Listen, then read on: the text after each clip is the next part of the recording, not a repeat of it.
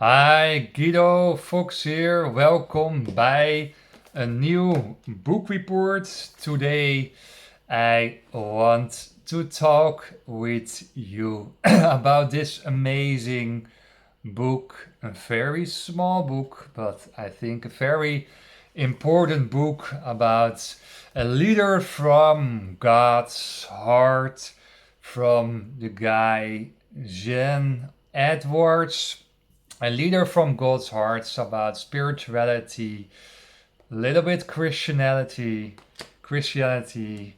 and spirituality, spiritual awakening, some philosophy, and some Bible stories.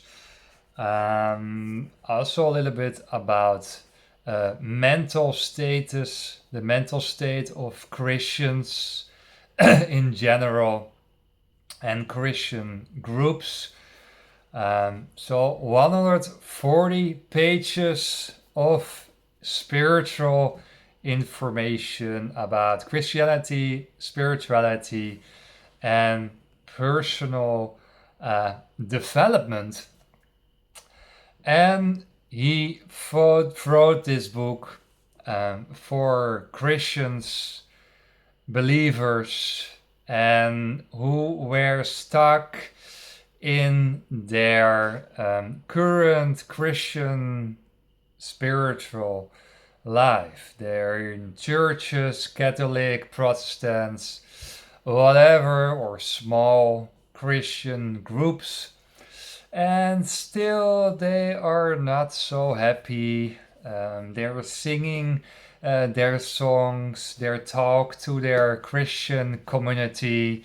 They're drinking their coffee and their tea afterwards. They're listening to the Bible stories, the preachers of the church leaders, but still they're not so happy and blissful in life. They have their community, they can share their life stories, but there is something what they are missing. And the missing link is that you are able to become a leader from God's heart. You are able to become, of course, your own leader in life. And I try also to support you to become your own spiritual leader in life, that you can decide by yourself, that you can experience your own freedom, that you can meditate by yourself, and that you become a very 100% self aware Christian person, right?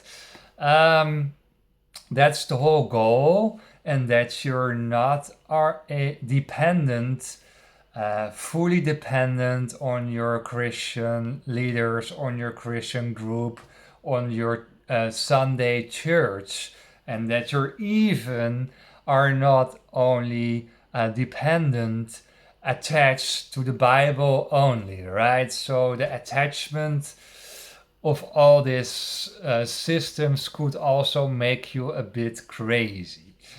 What he is saying is that the most Christians are coming from authority groups. Write this down. The most Christians are raised up from young ages because you go with your parents to churches. Um, you are going yourself probably later, or you're saying goodbye to the Christian belief. But you grow up in authority groups. People were telling how you should live your spiritual life. It was always one way, right? One way talks, group conformity, listening to the talks of the church leaders and following them up, right? Of course, you need leaders in your life. That's okay. But the whole vibe, and especially 50, 60, 70 years ago in the Netherlands, it was very authority minded. The church was coming in the house room, in the household. They were they were there. You couldn't even escape from the church. The church was fully um, with their powerful methods in the society. People in the 16th, 17th century and earlier were forced to go to the church. They had to go to the church. If you're not were going to the church, people were not coming to your shop anymore. Probably you missed income. Probably you missed potential chances in your career. I was once in a church in the Netherlands in a small community, Marken in the north of the Netherlands. Maybe my Dutch followers are knowing that small town, and I felt people were forced to come to this church. They had to go, otherwise you were out of the community and you were a kind of disabled person. So more and more we go to a free church where you can free enter and free go. But the most people are coming from authority group my Christian mindsets. That's his analysis. He starts with that on page number 5. The cause, now the effects of it, right? When you come from stiff authority groups, dogmatic, influenced mindsets, you become like that. You become embittered. That's an important word. You can also write down on your paper. People became embittered personality, stiff, sober, embittered Christian people who were stiff, not open, not shining, not vulnerable or showing their vulnerability, but very closed, afraid for God people. They were not shining, they were not smiling in the church. They become seriousness. Like my spiritual teacher Osho also wrote down in his books, the seriousness, the Christian seriousness. Always be serious. Serious about life, serious about relationship, serious about money. It's a very serious business, the religion, right? So, and then you become stiff, and ultimately you become also a bit unhappy. So he's trying to bring a kind of leadership in yourself and going to another kind of Christianity where shining party, opening up, coming out, be a little bit eccentric, right, in your life. Don't take life so serious. Enjoy the moment more. You will be a good Christian too, right? And Gabriel, the angel from God, the angel from God, he was in between two worlds. So people who are Christian knows the story about Gabriel. He was coming here to send the message of God. He was in heaven and he became temporarily to earth. He was coming from heaven to earth to give us the shining inner God. He was teaching us, and I wrote it down on my paper, the two ecstatic, glowing, waving life lights. You can write that down too. He was bringing us the two waving, glowing, ecstaticness, life, lights, life forces. Page 11. The underwatering of the spirit. The giving over of your spirit to God, to spirituality, to a higher force. Your mind, your spirit will be godly, fulfilling with those two wavering, glowing energy, lights of God in yourself.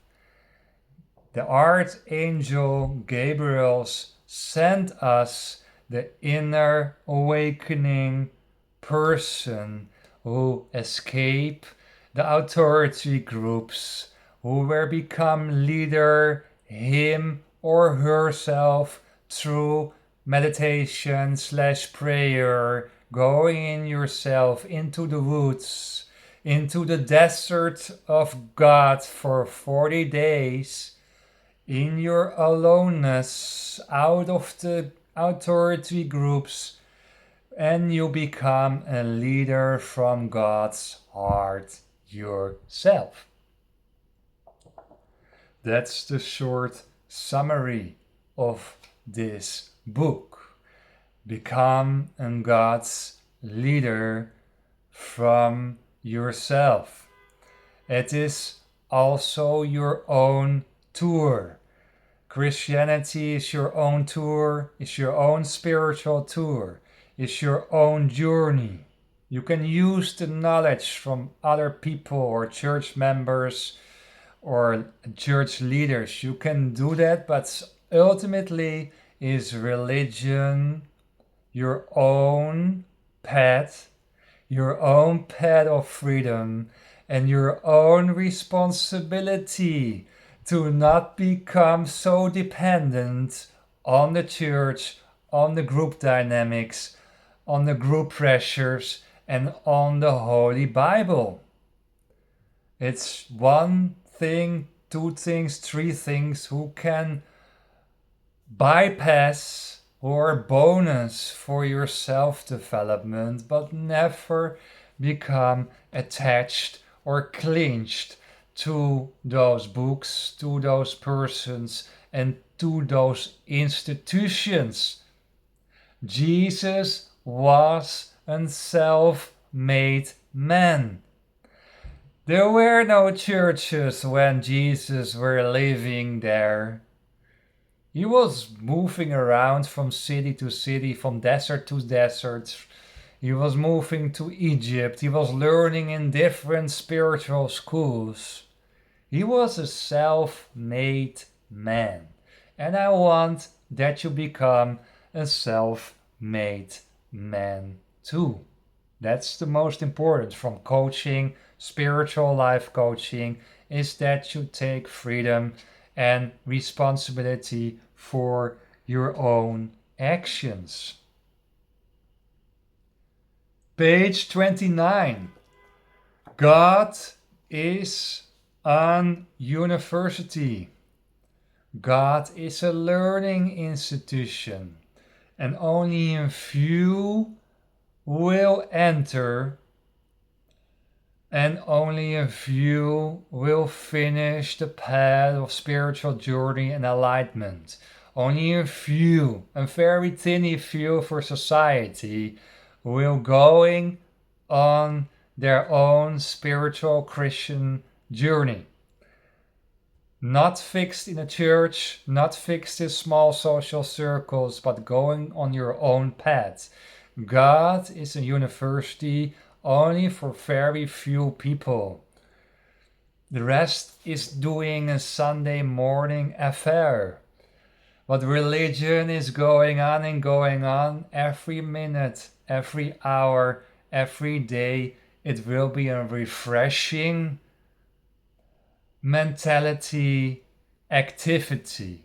Religion is not only for the Sunday morning, that's for the folks, that's for the crowds, but God University is only for a few chosen ones, only for a few who finished the University of God.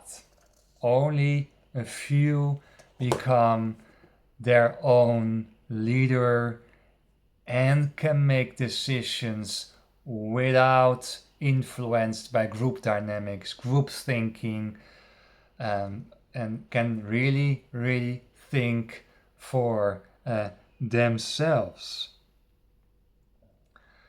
And when you find God, when you find your inner God, your brain's becoming so sharp, you become so mentally healthy that you are able to become directly to the core of the problem. You become so sharp that you find direct a solution for a problem. So recognizing the problem and the solution of the problem. What I want to say and what Edwards from this book wants to say is that God makes you mentally very clear,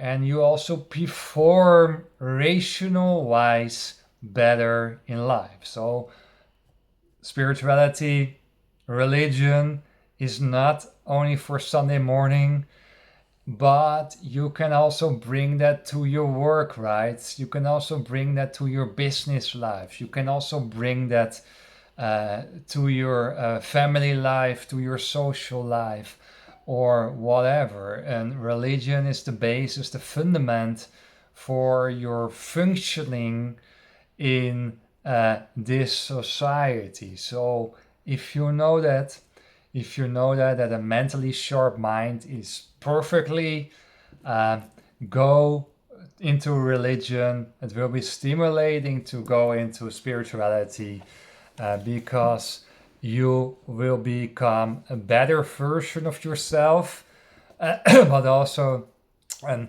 better version for the society in general, right?